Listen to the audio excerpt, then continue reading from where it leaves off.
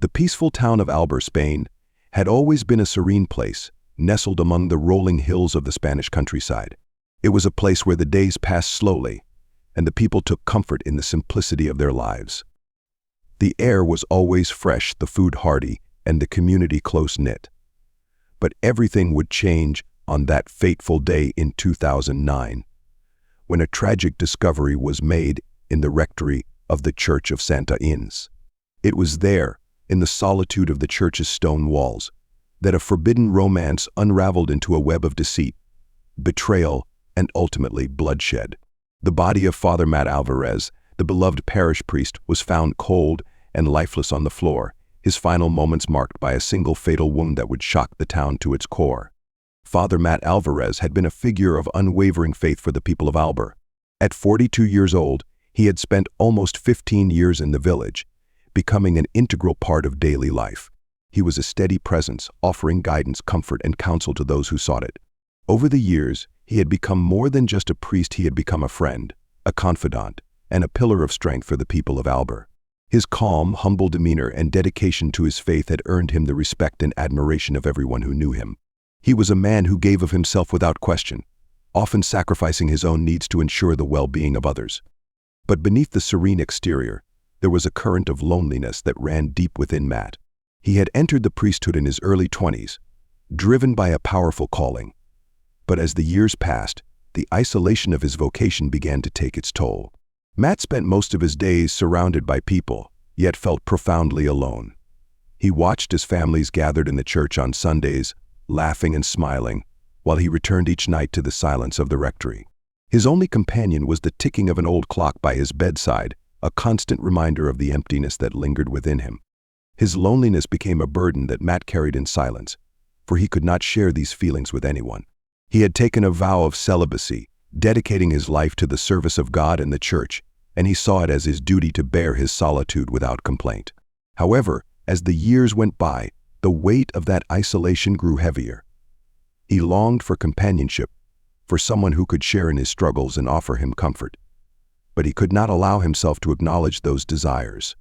Meanwhile, in the same village, Lucia Morales, a young immigrant from Colombia, was struggling to survive.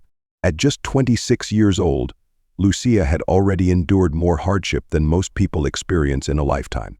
A few years earlier, she had fled Colombia, escaping the violence and poverty that had left her family destitute.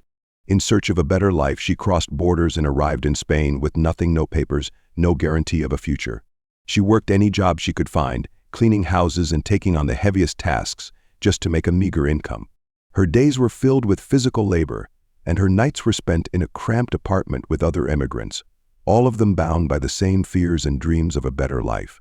Lucia's connection to her homeland remained strong, but the pain of leaving her family behind weighed heavily on her.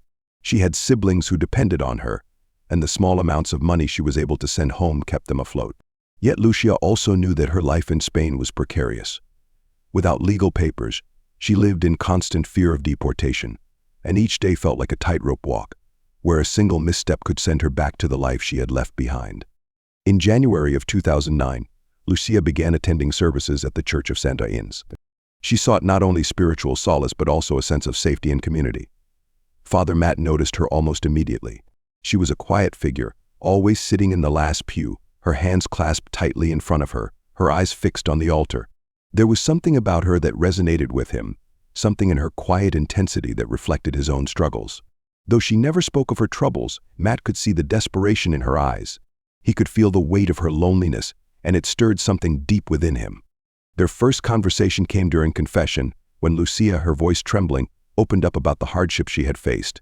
She spoke of her family, her fears, and her longing for a better life. Matt listened intently, offering her words of comfort and understanding. There was an instant connection between them, though neither of them would have dared to acknowledge it at the time. Over the following weeks, their encounters became more frequent. Matt began extending small acts of kindness, offering her a few coins for food, giving her bags of rice and bread, and asking if there was anything else he could do to help. These gestures, though simple, meant a great deal to Lucia, who saw them as a lifeline in her uncertain world. Their bond deepened slowly, without either of them realizing the danger that lurked beneath the surface. Matt justified his actions as acts of charity, part of his role as a priest. But deep down, he could not deny the pull he felt toward Lucia. There was something in her that made him feel seen, something he had not felt in years. For Lucia, Matt's kindness became a source of stability, a rare moment of peace in her otherwise chaotic life. She began to depend on him more and more, not just for the small comforts he provided, but for the emotional support she desperately needed. By February, their meetings had become a regular part of their lives. Each night, after finishing his duties at the church, Matt would find Lucia waiting in the shadows outside the rectory. She would speak of her day, her fears, and the burden she carried, and Matt would listen, offering encouragement and comfort. There was a growing intimacy between them, though it remained unspoken. But as much as they tried to keep their connection innocent, something more began to stir between them. One night, Lucia took Matt's hand, a simple gesture, but one that sent a shiver through his body. In that moment, Matt knew that the bond between them had deepened in ways that could not be undone. It was in that instant that their relationship began. It was not something either of them had planned, but it was something they could not resist. In the privacy of the rectory, they found solace in each other's arms, far away from the prying eyes of the village. For Matt, each encounter was a battle between guilt and desire, a conflict between his vows to God and the deep, aching loneliness that had plagued him for so many years. He tried to rationalize their relationship, telling himself that it was a fleeting connection, a moment of comfort in a world that had been devoid of it for so long. But the more he tried to convince himself that it was temporary, the deeper he sank into the web of emotions that connected him to Lucia. For Lucia, the relationship was a lifeline, a way to secure her place in a country that had been both a refuge and a prison. She found solace in Matt's embrace, knowing that his support meant she could stay in Spain, away from the constant fear of deportation. She came to rely on him not only as a lover but as a source of stability in a life that was constantly in flux. Their connection became a tether, binding them together in ways neither fully understood but neither could escape. As the weeks passed, Matt found himself struggling with his dual life. The weight of his guilt grew heavier with each passing day. He prayed for strength, for the will to end the relationship before it destroyed him. But every time he saw Lucia, his resolve crumbled. She had become an integral part of his life, someone he could neither hold onto nor let go.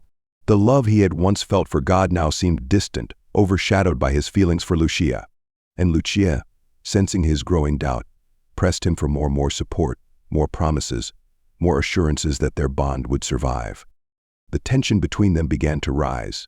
Matt could feel the weight of Lucia's dependence on him, and he began to fear the consequences if he could not provide for her. Her demands, though never overt, became more insistent, and she began to suggest that he help her secure legal papers or provide more financial assistance. Matt felt trapped. He could not give her what she wanted, but he could not refuse her either. His internal conflict reached its breaking point by late February, and he made the decision to end the relationship. The moment he communicated his decision, Lucia's reaction was swift and emotional. She did not accept it calmly but exploded in anger, pleading with Matt to reconsider. Her desperation was palpable as she reminded him of everything they had shared, of the closeness they had found in each other's arms. But Matt remained firm, convinced that ending the relationship was the only way to preserve his integrity. As Lucia's anger grew, so did her desperation. She began to make threats, hinting that if Matt abandoned her, she would expose their relationship to the town, to the church, and to everyone who had ever trusted him. The thought of his secrets being revealed filled Matt with dread. He knew that if Lucia followed through on her threats, it would destroy him, and the thought of losing everything was more than he could bear. In a moment of panic, Matt made a decision that would haunt him for the rest of his life. He contacted a friend in the immigration department, convinced that reporting Lucia would sever the bond between them once and for all. But when Lucia found out, she confronted him in the rectory late one night. The conversation quickly turned violent, as Lucia accused Matt of betrayal. Matt tried to defend himself, but the rage and desperation in her eyes clouded his judgment. The argument escalated until, in a fit of rage, Lucia struck Matt with a heavy candlestick she had found nearby. The blow was fatal, and within moments Father Matt Alvarez was dead. Lucia fled the scene, her heart pounding in her chest, her mind racing with fear and guilt. She knew she had killed the man she loved, but she did not know what to do next. The town of Alber would never be the same again. The church that had once been a place of peace and solace had become a place of death, a place where a forbidden love had ended in murder. The investigation that followed exposed the truth. and the town of Alba was forced to confront the darkness that had lived within their midst all along. Lucia was arrested and charged with murder, and the trial that followed was nothing short of a spectacle. The court proceedings revealed the full extent of her troubled life, her desperation, and her complex relationship with Matt. The defense painted her as a woman trapped by circumstances beyond her control, while the prosecution argued that she was driven by jealousy and rage. In the end, Lucia was sentenced to 20 years in prison for the murder of Father Matt Alvarez. As for Alba, the town would never be the same. The image of Father Matt as a saintly figure was shattered, replaced by the harsh reality of the man he had become. The church, once a symbol of peace, now stood as a reminder of the darkness that could lurk behind closed doors. And Lucia, the young woman who had come seeking refuge, would spend the rest of her life haunted by the choices she had made, forever marked by the man she had loved and the man she had killed.